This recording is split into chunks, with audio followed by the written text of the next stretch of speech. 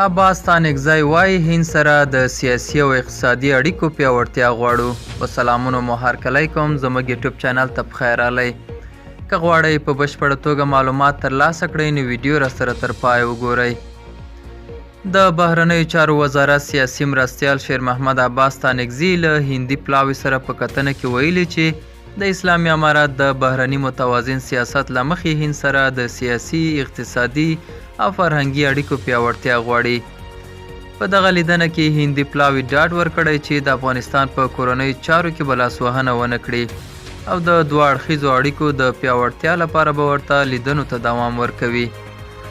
د هند د بهرنیو چارو وزارت مرستیال جی پی سنګ پرون کابل ته په یو رسمي سفر راغلی دی. دا لومړی ځل دی چې د هند حکومت لوړپوړی استازی افغانستان ته سفر کوي.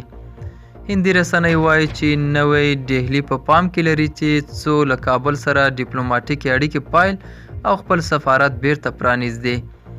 دا و زموږ نننۍ چمتو شوی ویډیو. تر بیا ښه وخت، ښې چارې.